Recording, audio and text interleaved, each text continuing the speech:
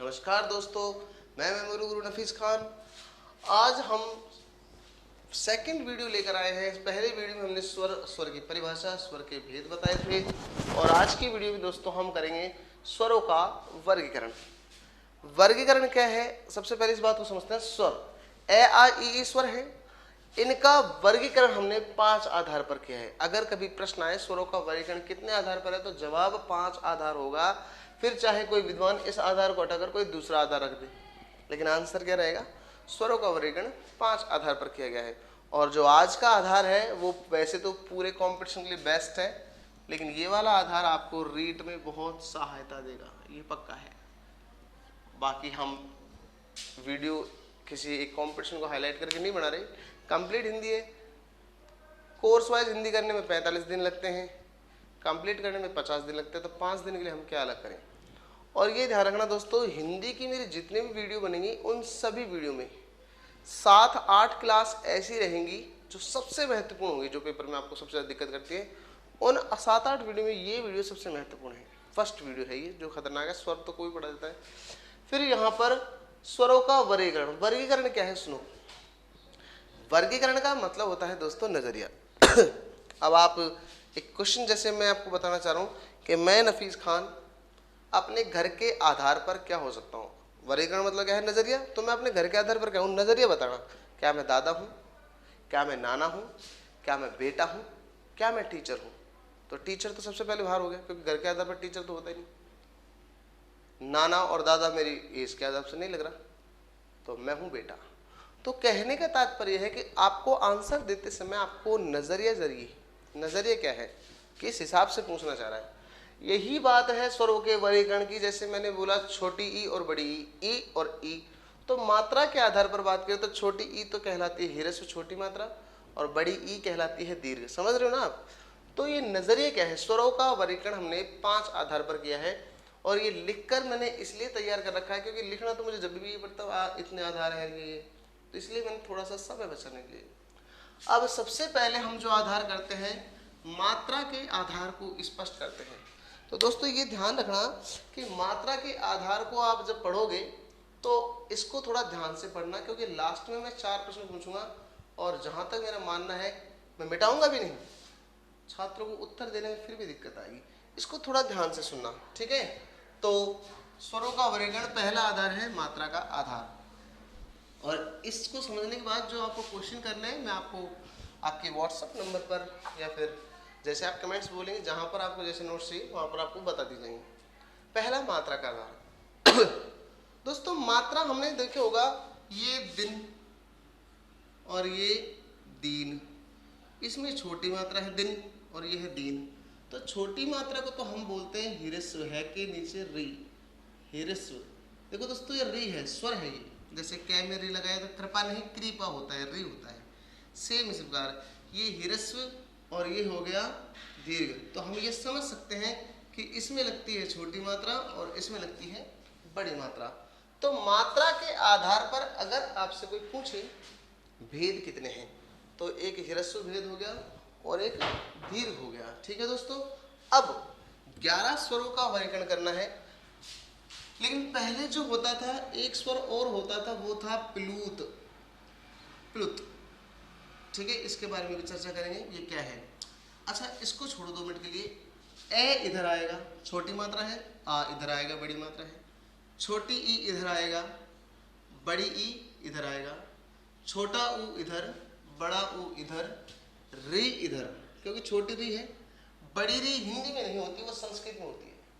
इसलिए अब रहे 4 वर्ण, ए, आई, ओ और औ। कई छात्रों के मन में ये प्रश्न है, सर छोटा ए इधर बड़ा ए इधर क्यों नहीं लिखा।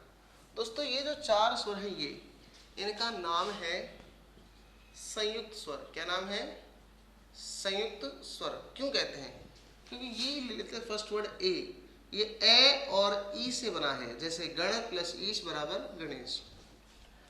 अब छोटा छोटा ये 2 जुड़ जाए तो बनेगा क्या, बड़ा। छोटा छोटा ये मिल जाए तो बनेगा क्या, बड़ा। इसलिए ये चारों स्वर अलग अलग से बने, जैसे महा प्लस उत्सव महोत्सव। तो ये 4 जो वर्ण हैं ये क्या है कि छोटे छोटे या छोटे बड़े मिलकर बड़े बने हैं। तो निश्चित है कि किसी भी कंडीशन जब बड़े बन गए तो ह्रस्व में तो जा ही नहीं सकते, इसलिए ये 4 स्वर है संयुक्त स्वर। हालांकि ये प्रश्न एक बार आया हुआ है ये वाला कि निम्न में से कौन सा संयुक्त स्वर है, सेकंड ग्रेड का लास्ट एग्जाम में आया है, ए, ई, री और ए। तो आंसर क्या था उसमें, ए। और एक बार ये प्रश्न आया है किस एग्जाम में कि संयुक्त स्वरों की संख्या कितनी है, तो संयुक्त स्वर कितने होते हैं दोस्तों, 4 होते हैं। ह्रस्व स्वर भी 4 हो गए, इनमें से संयुक्त स्वर 7 हो गए। अगर आपसे कोई पूछे दीर्घ स्वरों की संख्या कितनी है, तो सीधा सीधा आंसर है दोस्तों 7। ठीक है, इसमें से भी ये जो आ है, ये आ, ये ई, ये ई। आ किससे बना है, ए प्लस ए से बना है आ। ऐसे ही ई प्लस ई से बना है बड़ी ई, और ऊ प्लस ऊ से बना है बड़ा ऊ। छोटा छोटा हो चाहे छोटा बड़ा हो, तो ये दोनों जो वर्ण है, ये 3 वर्ण है, ये दीर्घ संधि में बने हैं। इसीलिए इन 3 शब्द, इन 3 स्वरों का नाम इसका, इसका और इसका, इन तीनों को अगर मैं एक ही नाम से पुकारूं तो इन्हें कहता हूं मैं दीर्घ संधि स्वर। क्या कहूँगा दोस्तों, दीर्घ संधि स्वर। थोड़ा ध्यान रखना ये है दीर्घ संधि स्वर, वैसे संधि आएगी भी और ये ए प्लस ए से बना है, समान है, इसीलिए दीर्घ संधि का नाम समान वर्ण संधि भी। इसीलिए मैं इन्हें कहूँगा सजातीय, सजातीय स्वर, सजातीय स्वर। अब आपसे कोई पूछेगा सजातीय स्वर कितने हैं, तो 3। और इस संयुक्त स्वरों का दूसरा नाम है दोस्तों विजातीय स्वर। ठीक है, तो इनके तो जो मेल हुआ है वो सेम से हुआ है, ए प्लस ए, ई प्लस ई, इसीलिए इन्हें क्या कहा गया है, संयुक्त स्वर। फिर से देख लो, मात्रा, स्वरों में लगने वाला समय मात्रा कहलाता है। क्या कहलाता है, मात्रा किसे कहते हैं, स्वरों में लगने वाला समय। स्वरों में लगने वाला समय क्या कहलाता है, मात्रा, लगने वाला समय। अब दोस्तों सीधी सी बात है, स्वरों में लगने वाला समय अगर मात्रा कहलाता है तो 2 तरह की मात्रा होती है, ह्रस्व और दीर्घ। इसमें कम समय लगता है, इसमें ज्यादा। तो परिभाषा क्या होगी, ह्रस्व की परिभाषा तो ये होगी जिसमें 1 इकाई का समय लगे, जिसमें 1 इकाई, क्योंकि इसकी कोई यूनिट तो है नहीं किलोमीटर सेंटीमीटर, इसलिए अपन क्या लिखेंगे 1 इकाई का समय लगता है। ये है किसकी परिभाषा दोस्तों, ह्रस्व की, जिसमें 1 इकाई का समय लगे, ह्रस्व स्वर कहलाता है। अब मैं आपसे दीर्घ के बारे में पूछता हूँ। दीर्घ स्वर कहते हैं ऑप्शन ए जिसमें 2 इकाई का समय लगे, ऑप्शन बी जिसमें दुगुना समय लगे, ऑप्शन सी जिसमें 1 इकाई का दुगुना समय लगे। तो 2 इकाई तो कुछ है ही नहीं, जिसमें इसका डबल लगता है तो 1 इकाई का दुगुना, या मैं ये भी कह सकता हूँ ह्रस्व का दुगुना। तो इसकी परिभाषा क्या होगी दीर्घ की, 1 इकाई का दुगुना। और ये भी ध्यान रखना दोस्तों कि 2 गुना वर्ड गलत होता है, 2 गुना नहीं होता, दुगुना सही है। जैसे 6 है और 6 लिखते हैं ना, तो इनमें से ये सही है। ठीक है दोस्तों, ऐसे हमें 1 इकाई का दुगुना समय लगता है, इसमें 1 इकाई का दुगुना। या मैं ये भी कह सकता हूँ ह्रस्व का दुगुना समय लगता है। जो हम YouTube क्लास लेते हैं इसमें ऐसा इसलिए लिखते हैं ताकि आपका समय बचे। ठीक है, आप नोट्स आप कैसे बनाओगे, ह्रस्व 1 इकाई का समय, दीर्घ 1 इकाई का दुगुना समय, या फिर ह्रस्व का दुगुना समय। रही बात दोस्तों प्लुत की, तो दोस्तों ये तो 11 स्वर समाप्त हो गए, तो फिर प्लुत क्या है, पहले एक स्वर होता था ओम। ठीक है, अब ओम जो स्वर है ये आज की दुनिया में उल्टा हो गया, लुप्त हो गया। और लुप्त को अंग्रेजी में बोलते हैं DELT। आपने अपने मोबाइल में भी देखो डिलीट का फंक्शन। डिलीट जब हम उसी को करते हैं मोबाइल में से भी, जो कोई गाना है, कोई वीडियो है, कोई फोटो है जो हमें अच्छी नहीं लगती, या फिर जो बहुत ज़्यादा हो गया, हटाओ इसको यार, इसका टाइम पास खत्म करना है, तो हम उसे क्या करते हैं दोस्तों, डिलीट, जिसकी हमें आवश्यकता नहीं होती। सेम इस ओम की वर्तमान के आधुनिक परिदृश्य को देखते हुए हिंदी जगत में इसको हम अब कम लिखते हैं। ये तो मंदिरों को ही लिखा पाता है, इसलिए अब जो प्लुत है वो क्या हो गया दोस्तों, लुप्त हो गया। लेकिन ये ध्यान रखना, प्लुत की भी परिभाषा होगी, 1 इकाई का समय, 1 इकाई का द्विगुना, तो ये क्या कहलाएगा, 1 इकाई का तिगुना। क्या कहलाएगा दोस्तों, 1 इकाई का तिगुना समय। वैसे कई बड़े बड़े विद्वानों ने इसमें क्या कहा है कि अनंत समय लगता है, अनंत समय लगता है। अब अगर ये दोनों परिभाषाएं पेपर में आ जाए, ऐसा एक बार हो चुका है, तो ये ध्यान रखना आंसर क्या रहेगा, तिगुना। ओ में, ओ ऊ में, ओ ई में नहीं, इसमें बोलते हैं ओ ऊ और मैं, ये टर्म लगता है ओम। ठीक है, तो अनंत क्यों कहा है? जब प्राचीन काल में तपस्याएं करते थे तो ओम बोलते थे, ओ बहुत ज्यादा ब्रेथ, जितनी आपकी सांसें हैं उतनी देर तक बोल सकते थे, इसलिए कुछ विद्वानों ने से क्या कहा है, अनंत समय लगता है। वैसे आपको बता दूं, हिंदी में प्रत्येक स्वर प्लुत है, ए आ ई, जितना आप बोल सकते हो, इसलिए सही परिभाषा क्या होगी, ये होगी। अब सुनो शुरू से, मात्रा स्वरों में लगने वाला समय, दो तरह की मात्रा के आधार पर भेद पूछे तो दो, ह्रस्व और दीर्घ। ये डिलीट हो चुके इसलिए नहीं गिनेंगे, लेकिन अगर वो पूछे मात्रा के आधार पर भेद पूछे तो दो हो गए, लेकिन अगर पूछे कुल भेद तो कुल भेद में मेरे दोस्तों तीसरा हो जाएगा प्लुत।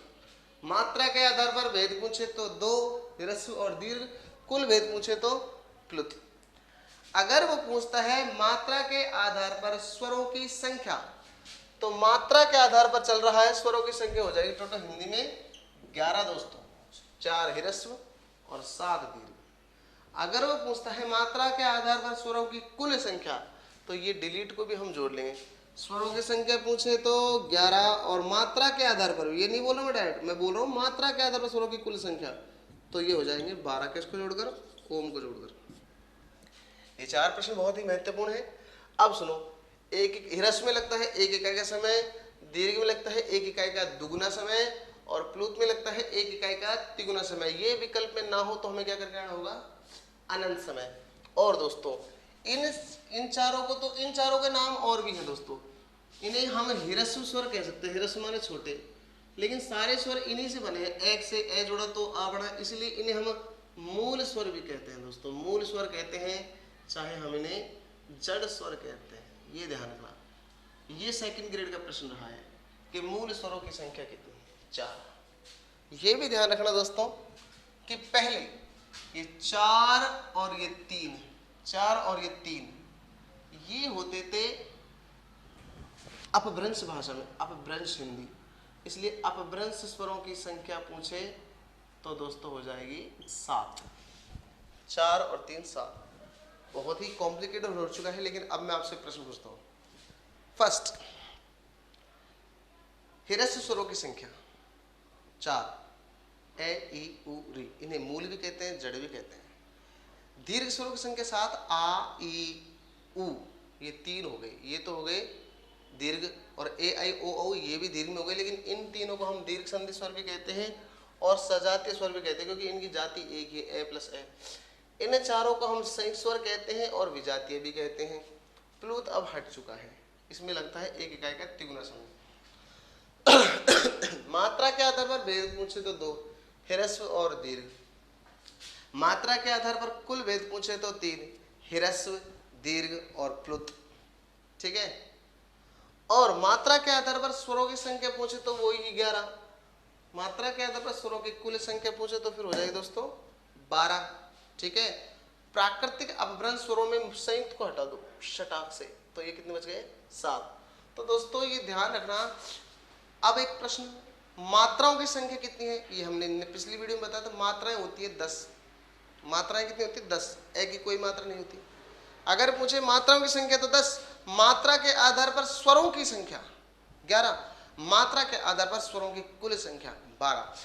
दोस्तों अगर आपको ऐसे प्रश्नों से मिलना है कि सर ये ऐसे कॉम्प्लिकेटेड प्रश्न, देखो कंपटीशन में ये तो निश्चित है कि जो सोवत है सो खोवत है, जो जागत है सो पावत है। तो जो मेहनत करेगा वो अपने लक्ष्य को बहुत अच्छी तरह प्राप्त करेगा, कि नहीं तो वो किताबों में फंस के रह जाएगा। तो आपसे रिक्वेस्ट है कि ऐसे प्रश्नों को अगर लेना है तो अलवर में तो विजय फोटोकॉपी पंचवटी, यहाँ पर एसएमडी सर्किल पर मिलेगा अलवर में। और अगर कोई कहता है सर हम इतनी दूर नहीं आ सकते या फिर हम वीडियो देखें, तो आपको कुछ नहीं करना, केवल अपने व्हाट्सएप नंबर अपने इस चैनल पे देने हैं। मेरे नंबर मैं आपको फिर बता देता हूँ, 80 58 31 02 02। इस नंबर पर कॉल करें, अपने प्रॉब्लम बताएं, सर ये हमारे को नोट्स चाहिए, इनकी पीडीएफ थ्योरी और एक्सरसाइज दोनों पीडीएफ आपके व्हाट्सएप पे फ्री सेंड की जाएगी, बशर्ते पढ़ने वाला हो थोड़ा बहुत। तो खैर कैसे पता लगाएंगे, तो ये है हमारा पहला आधार मात्रा के आधार पर। अब दोस्तों हमने टोटल आधार बताए थे 5। पहला था मात्रा के आधार पर, ठीक है। फिर दूसरा था ओष्ठ के आधार पर, याद हो तो आपको। तीसरा जिह्वा के आधार पर, चौथा मुखाकृति के आधार पर, और पांचवा हमने कराया था दोस्तों उच्चारण स्थल के आधार पर। तो नेक्स्ट आधार हम कौन सा लेंगे, ओष्ठ के आधार पर। ये देखो दोस्तों, दूसरा आधार है ओष्ठ के आधार पर, ओष्ठ के आधार पर। अब दोस्तों ये ध्यान रखना, ओष्ठ के आधार पर, ओष्ठ के आधार पर, ओष्ठ के आधार पर जो होता है वो क्या होता है, ओष्ठ के आधार पर हमारे होठ दो तरह के होते हैं। या तो होठ कुछ इस प्रकार के बनेंगे, इसको हम चित्र से ही समझेंगे, या फिर हमारे होठ कुछ इस टाइप के गोल बनेंगे। जैसे ये बोलता हूँ तो ऐसे बनेंगे ऊ, ये बना, और ये बोला तो ए। या तो होठ होंगे वृत्ताकार, वृत्ताकार ये वाले, या ऐसे होंगे जिन्हें हम कहेंगे अवृत्ताकार। या तो होठ गोल होंगे या गोल नहीं होंगे। अब आपको क्या है, इसको स्वयं को देखना होगा। ए में होठ गोल नहीं हो रहे, वैसे मेरे होठ तो सबको ही गोल नहीं है।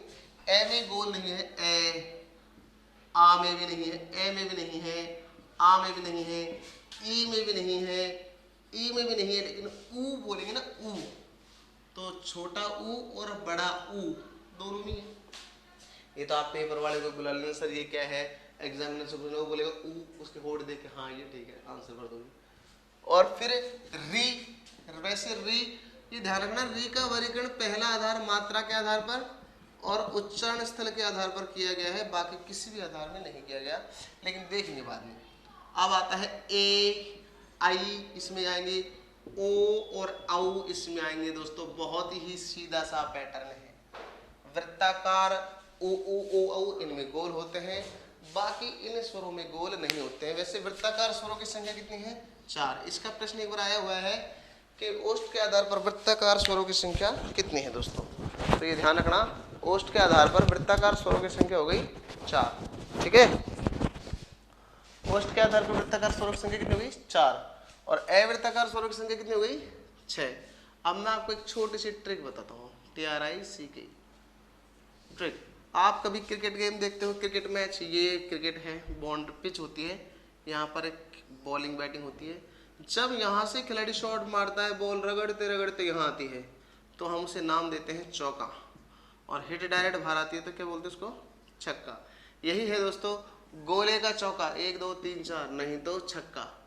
ट्रिक क्या है, गोले का चौका नहीं तो छक्का। इससे याद रहेगा, गोले का मतलब वृत्ताकार है, वृत्ताकार, गोले का चौका नहीं तो छक्का। ये है हमारा दूसरा आधार।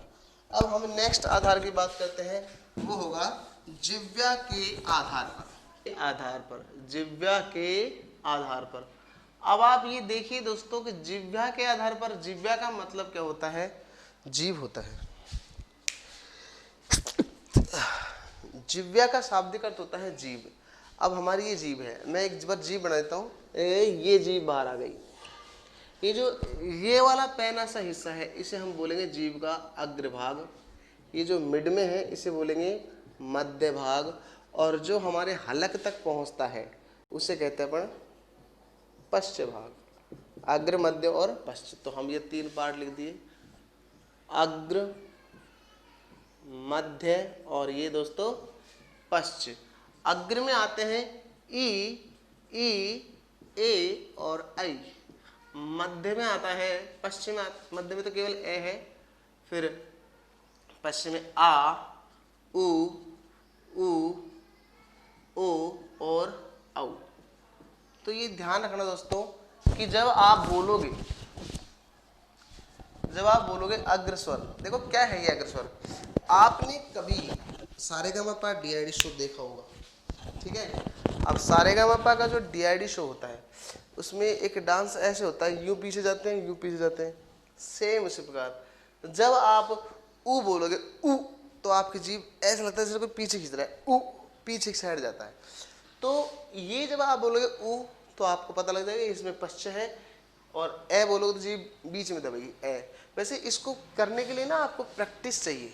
आप अपने घर पर दिन में भी मत करना, दुनिया पागल समझेगी। रात के 2-2:30 बजे आप अपने आप को मनन करके, इसके लिए स्वाध्याय जरूरी है। वो कहते हैं ना, 1 करता है साधना, 2 करते हैं पढ़ाई, 3 करते हैं बातचीत, 4 करते हैं लड़ाई। तो साधना चाहिए इसमें। जब आप बोलोगे ना अकेले शीशे में देखकर ई ऐसे, मैं भी कर रहा था एक दिन, तो मम्मी आ गई पीछे से, और मैं रात में जब 2-2:30 बजे करूँगा ऊ ए ओ, तो मम्मी घबरा गई। फिर मैंने कहा नहीं मम्मी, ये हमारी पढ़ाई है। लेकिन मान लो कि हमने इसको सीख भी लिया, सपोज दैट हमने इसे सीख भी लिया, तो भी क्या, पेपर में हम बोल के थोड़ी देर, पेपर में मान लो ये आ जाए ए ई ऊ और आई, इनमें से कौन सा है जो हमारा पश्च है, ये आ गया प्रश्न। तो क्या हम क्लास में बोलेंगे कि ऊ, ऐसे तो सारे बच्चे बोलेंगे ऊ ऊ ऊ, अधिकारी परेशान हो जाएगा। इसलिए ना तो इससे कोई साधना से मतलब रहा, रटा हमारे जाता नहीं।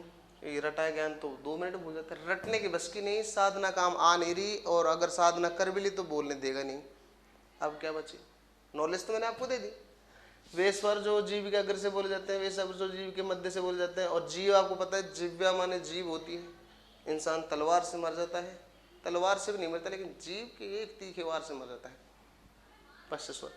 अब कैसे याद करें दोस्तों, इसका तरीका ये है, ट्रिक TRICK, बहुत ही इंपॉर्टेंट है, लेकिन लालच में अगर किसी को बताने की आवश्यकता नहीं है। ए को छोड़कर, किसको छोड़कर, ए को छोड़कर, इसको छोड़ दो। ए को छोड़कर जिस स्वर में 3 की आकृति नजर आए, 3 की आकृति आए, वह पश्च होगा। अब देख लो आप, क्या आ में 3 की आकृति नजर आ रही है, बिल्कुल आ रही है। ये 3, ऊ में 3 बन रहा है, बड़े ऊ में 3 बन रहा है, फिर ओ में भी 3 बन रहा है, और औ में भी 3 बन रहा है। कितना सरल है। ए को छोड़कर जिसमें भी 3 की आकृति नजर आती है दोस्तों, वो पश्च में। और इसे याद करना इतना ही बहुत है, बाकी तो बच्चे तो उसमें जाएंगे, लेकिन फिर भी ई से एक लड़की का नाम है ईशा। ईशा ने जीव के आगे सबसे पहले क्या लगाई, इमली, मजा नहीं आया उसको। फिर उसने एडी लगाई, गिर गई। फिर उसने ऐनक लगाया। ईशा ने जीव के आगे इमली एडी ऐनक लगाई। याद रहे तो ठीक, नहीं तो ये तो याद होना चाहिए। ए को छोड़कर जिस भी स्वर में 3 की आकृति है, वो दोस्तों किसमें जाएंगे, पश्च में। तो मैं समझता हूँ आपको ट्रिक से भी बहुत फायदा मिलेगा। नॉलेज भी जरूरी है, और फिर पेपर तक ले जाने के लिए ट्रिक भी जरूरी है जी। तो दोस्तों हमने स्वरों का वर्गीकरण किया था, पहला मात्रा का आधार, दूसरा ओष्ठ का आधार, तीसरा जिह्वा का आधार। अब है चौथा आधार मुखाकृति के आधार पर। पहले आधार को हमने थोड़ा समझा था, मात्रा के आधार को। दूसरा जो ओष्ठ का आधार था उसके हमने चित्र बनाए थे। अब है हमारा तीसरा उच्चारण स्थल का आधार, तीसरा उसको हमने बताया था ट्रिक के आधार पर। ए को छोड़कर जिसमें भी चित्र की आकृति आती है, वो 3 की आकृति आती है, वो पश्चिम में जाएंगे। अब है चौथा आधार मुखाकृति का आधार। मुख आकृति, संधि विच्छेद मुख प्लस आकृति। मुख की आकृति देखो, ये पहले से ही लिख रखा है ताकि आपको थोड़ा लिखने में टाइम बचे। संवृत का मतलब होता है सकरा, और विव्रत का मतलब होता है खुला। ये 2 पर ध्यान दो पहले। संवृत मतलब सकरा। आपने कुछ ऐसे लोगों को देखे होंगे जिनके मुंह ना के बराबर खुलते हैं, जो मामा जयंती खाते हैं। ई इतना सा ही खुल पाता है बेचारों का, ई बोलते हैं तो बहुत कम खुलता है। गोलगप्पे भी नहीं खाए जाते उनको अगर रियलिटी देखा जाए तो। और कुछ लोगों के मुंह फुल खुलते हैं, आ जैसे हम उसमें चाहे 2 रसगुल्ले खिला दे, आ विव्रत खुला। संवृत माने जो नहीं खुलता है या ना के बराबर खुलता है, विव्रत मतलब बहुत खुलता है। दोस्तों संवृत का मतलब खुला, तो अर्ध संवृत का मतलब थोड़ा कम खुला, लेकिन खुलेगा थोड़ा उससे ज्यादा। ये ई है तो ये ए है, ए में थोड़ा ज्यादा खुलता है। विव्रत माने आ, तो अर्ध विव्रत का मतलब आ से थोड़ा कम खुलेगा, ए और औ। इसका मतलब और इसका मतलब देखा जाए गौर से तो एक ही है दोस्तों, पर विद्वानों ने इसके नाम अलग अलग कर दिए हैं, इसलिए कोई दिक्कत नहीं है। तुम तो ये याद रखो मुखाकृति के आधार भेद कितने हैं, 4। संवृत, असंवृत, विव्रत, अर्धविव्रत। अब इन्हें याद करने का तरीका क्या है, मैं एक छोटी सी कहानी बताने जा रहा हूं, ठीक है। मान लीजिए मैं 6 रोग, एक बीमारी होती है जिसमें खांसी होती है और खराश होती है गले में, बीड़ी गुटखा तंबाकू से होता है, उससे रिलेटेड मैं एक गाना गा रहा हूँ गाँव को संबोधित करते हुए, ठीक है। और वहाँ के सरपंच साहब भी वहीं पे बैठे हैं, समृत लाल जी, और उनके पुत्र समृत के बेटे कौन है, विक्रम लाल। देखो हर चीज में विजुअल होता है, हर चीज में चित्र देखना पड़ता है। जैसे मैंने बोला माता श्री, तो जब मेथड पढ़ाऊंगा तो उसमें होगा मोंटेसरी, सुनना बोलना लिखना पढ़ना वो ट्रिक आती है। सेम इस प्रकार समृत और विक्रम, समृत को तो मान लो आप समृत ऐसे लग रहा है समृत, और विक्रम विमृत विव्रत, ठीक है। अब कहानी सुनो। मैं 6 रोग से रिलेटेड गाना गा रहा हूँ, पूरे गांव में सारे अधिकारी बैठे हैं, सारे अच्छे अच्छे बड़े पंच सरपंच बैठे हैं, और ये हुक्का लेके बैठ गए सरपंच साहब खुद ही, 6 रोग तो इनको ही हो रहा है, और मैं गाना गा रहा हूँ गाँव में।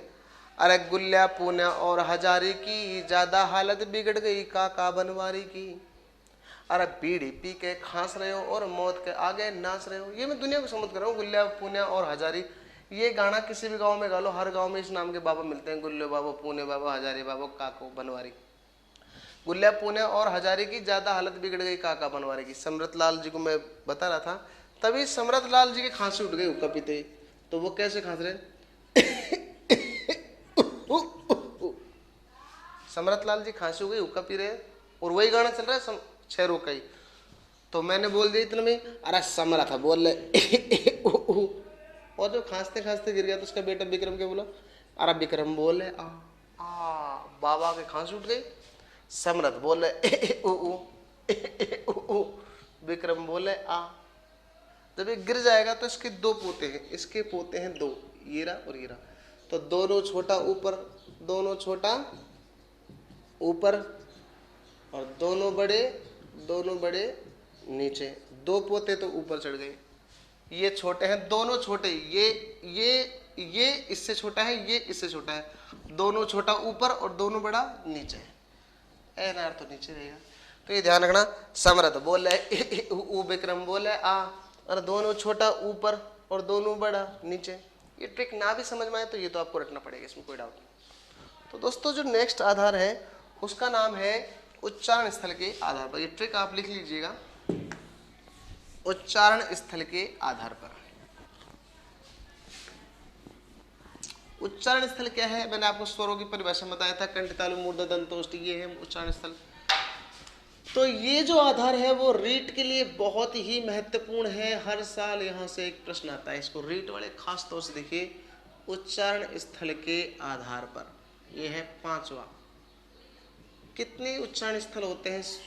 स्वरों का वर्गीकरण चल रहा है, पहले तो देखो कंठ, तालु, मूर्धा, दंत और ओष्ठ, ये हो गए दोस्तों उच्चारण स्थल के आधार पर भेद। कंठ, तालु, मूर्धा, दंत, ओष्ठ। विद्वानों ने कंठ में माना है ए और आ को, तालु में माना है ई और बड़ी ई को, मूर्धा में माना है री को, दंत से किसी को नहीं माना, ओष्ठ से माना है ऊ और ऊ को। अब सुनो दोस्तों, उच्चारण स्थल आपको पता है। जिनको ये नहीं पता कंठ, तालु, मूर्धा, दंत, ओष्ठ क्या है, उनसे रिक्वेस्ट है इससे पहले की वीडियो आप जरूर देखें, ठीक है, जिसमें मैंने स्वर पढ़ाए हैं। अब स्वर किसे कहते हैं? ये स्वर चल रहे हैं तो स्वर किसे कहते हैं? वे वर्ण जिनका उच्चारण करते समय कोई भी मुख अवयव आपस में स्पर्श ना करे। ए आ ई उ सीधे बाहर आ गए, स्वर तो उसे कहते हैं। अब जब कोई किसी को स्पर्श करेगा ही नहीं तो कौन कह सकता है कि ए और आ कंठ से? कंठ के तो कोई नहीं बोल रहा, ए आ कुछ अड़ नहीं रहा। अब ई बोलो, ई ना तो तालु बिड़ रहा है ना ओठ बिड़ रहा है, तो ये वर्गीकरण क्यों? पहला प्रश्न, ये तो निश्चित है। तो ये ध्यान रखना। आपने कभी घातक मूवी देखी है? घातक, सनी देओल की। उसमें सनी देओल अपने पिताजी को डॉक्टर के पास ले जाता है क्योंकि गले का कैंसर होता है अमरीशपुरी को। तो डॉक्टर क्या बोलता है? पहले सनी देओल बोलता है, डॉक्टर साहब बाबूजी के गले में दर्द है। तो डॉक्टर बोलता है कि आ करो, अमरीशपुर से बोलता है आ करो, आ।